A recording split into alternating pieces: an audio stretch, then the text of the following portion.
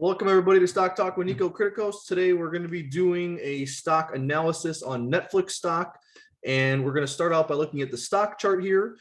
I think everyone knows what Netflix does, and so last year the stock topped out at around $700 a share, and today it's sitting at $191 per share. The main thing that drove this stock price down the last month has been the fact that in the most recent quarter they lost 200,000 subscribers, which was far below Wall Street's expectations.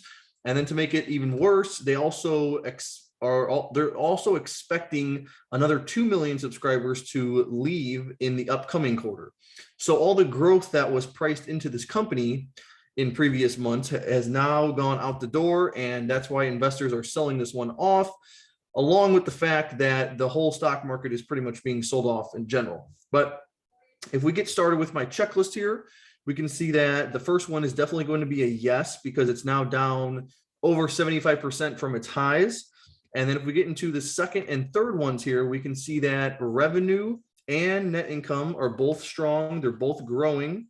So I think we're not going to see that loss of subscribers really hurt the business until we see revenue and income for the upcoming quarters. But in the past couple of years, revenue and net income have grown consistently every single year, and the growth has been strong because they were able to consistently add millions and millions of people to their platform. If we go to number 4, we can see number 4 and number 5 are price to sales and price to earnings for the 2022 numbers.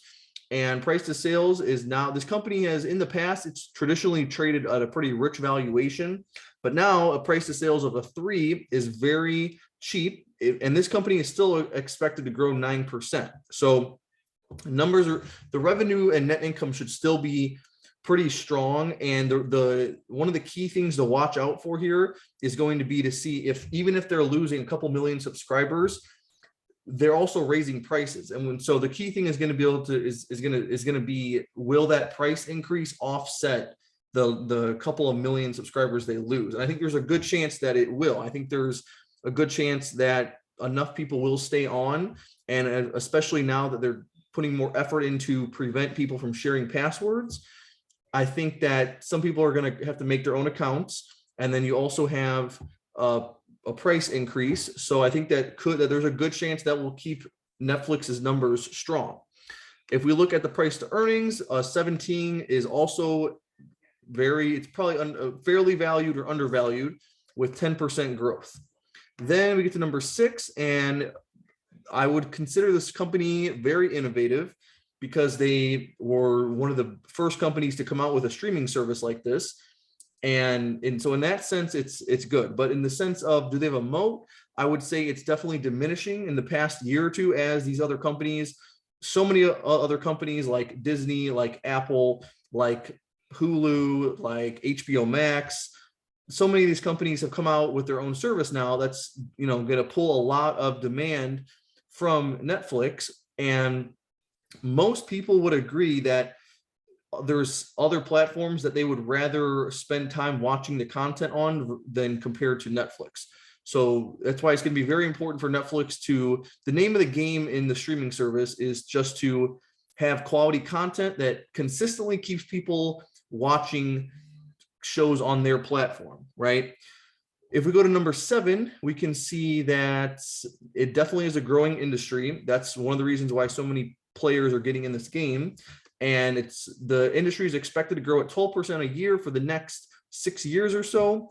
But at the same time, we can see that Netflix is also losing market share due to all these companies coming in. Now, I've seen some graphs show that they gained market share and it went up to 6%.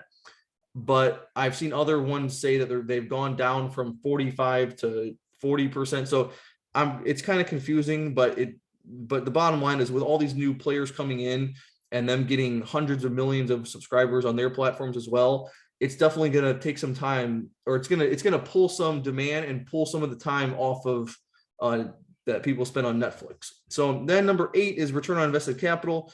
I was very surprised to see this is 46%, which is incredibly high, but they have a pretty solid business model. So that's definitely a plus for them. Healthy margins, yes, 16% profit margin is good. Then we get to cash flow. This one was one of the most shocking things to me. The cash flow statement was surprisingly a lot worse than I was expecting. If you look in a couple of the recent years, they actually were losing billions of dollars of operating cash flow. And a lot of it looks like they did a lot of financing, and then now they're starting to pay that back. And the end cash position went from 5 to 8 billion, and then now it's come down to 6. And then in the past 2 years, they've invested hundreds of millions of dollars more than what they have took in for operating income. So that's kind of weird. This past 12 months, they did a $500 million, but they invested 1.5 billion. So they're definitely investing very heavily into the business, probably because they're desperate for quality content. But at the same time, that's, I wouldn't say that's a good idea to invest 3 times what your operating cash flow is, especially for a company that's as large as Netflix. And then to make it even worse, so I mean, it's you can see they're paying off their debt, right? But the free cash flow for a company like Netflix, free cash flow should definitely be positive and in the 7-figure to 8-figure range. So that was not good. If we go to diverse revenue streams, I gave this a no because they pretty much just have Netflix, right? If people are not excited to stay on there and watch the content, then that's it. That's the business model is done. So it's not like a couple weeks ago, they mentioned possibly getting into gaming, which is, it's a possibility, but it's kind of a stretch, right? But as of now, they don't really have diverse streams of revenue. It's just Netflix with some shows and some movies. And I mean, they every once in a while they'll get something that gets people excited, like a Stranger Things or like a Squid Games. But right now they don't really have anything. And if they came out with something, at some point this year that did get people excited, that's great. But it's not good when the hype only lasts for a month or 3 months. It has to be something that will keep them on there, whether it's a television show or whether it's whatever it is, a series, something that will keep them on there for a year or multiple years.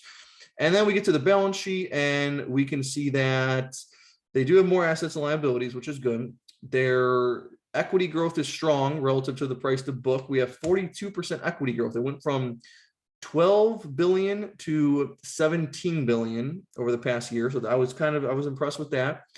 And then a price to book of 5, which is also fair. So that means we have an 8.4. Their equity growth is 8.4 times their price to book. So that's good. Then we have equity relative to market cap. The equity is 21% of the market cap. That's strong. Equity is increasing. Strong share buyback. Unfortunately not. As you can see here, it's not that bad. It's less than 1%. So it's pretty much break even. Nothing to even really worth mentioning, but it's still in the wrong direction. And they don't have a dividend. But now with the position they're in now, where this company is not viewed as a growth company no more, a dividend would not be a bad idea. I mean, as we just saw, their cash flow statement is not great, not perfect, right? But it's still they're a big enough company where if they're a company this big that is not growing anymore with 200 million subscribers, which is a huge amount, it might not be a bad idea for them to start paying a dividend. But you have to be confident that you're going to have positive cash flow for the upcoming years. And so that's the only issue. Once again, they can't make that happen though unless they have quality content that keeps people on the show and will make people say, I'm gonna choose to watch Netflix today instead of HBO Max or instead of Disney Plus. And then we get to our insiders interested. Here's another thing that does not look good for this stock or the investors. Over the past 4 months since January, we have not had any buys, right? No buys, no sells. I would kind of expect some insider buys throughout the last, in this $350 range, we've had none. And then even when it dropped down to 200, we still have no buys. And so definitely not a good sign there. And then finally, we have how's the management team, or is it founder led? And yes, he's a co-CEO, but he still is the founder of Netflix, which is Reed Hastings. And I think most people would agree he's done a great job growing this company over the last 20 years. And, when he started out the first couple of years, it was a very innovative idea. He grew it from, having a couple 100,000 subscribers in their first couple of years, and to now having over 200 million. So definitely, I would definitely give this one a check. So we all in all, we have a score of 14 out of 18, which would be considered a buy. I'm not totally against this one. Is the way I feel about this one is you can make a strong case for either side, whether you're bullish or bearish. I think you have a strong argument going for either side. There's lots of evidence to make a compelling argument. But I think the name of the game for them for the rest of the year is that they're going to be fighting an uphill battle, right? Because now investors lost faith. They have a bunch of competition. The content on the platform does not it's not as of quality as it should be, or as it could be, especially compared to the competitors. And so that does not look good. And once again, the key to Netflix is to create valuable content that not only gets people excited. We don't want them to just get Netflix for a month and watch one show and then leave. We need something that will keep them on there. And so, like things like The Office, or like years ago, they had the Marvel movies and stuff on there. But now that stuff is off, and The Office went to Peacock, and you have other services taking other content from Netflix. Netflix needs to make their own shows, right? So that's the name of the game for this one. But I would not. I'm once again, I think you can make a compelling argument for both sides. So I think buying this stock is not a bad idea, but personally, I think there's better stocks out there to buy. I'd rather have something like an Adobe at $400 a share than a Netflix. But all in all, it's still one of the world's biggest companies, most popular brands out there, and I think they still have a shot at making a comeback. So thank you for watching. I'll see you in the next video.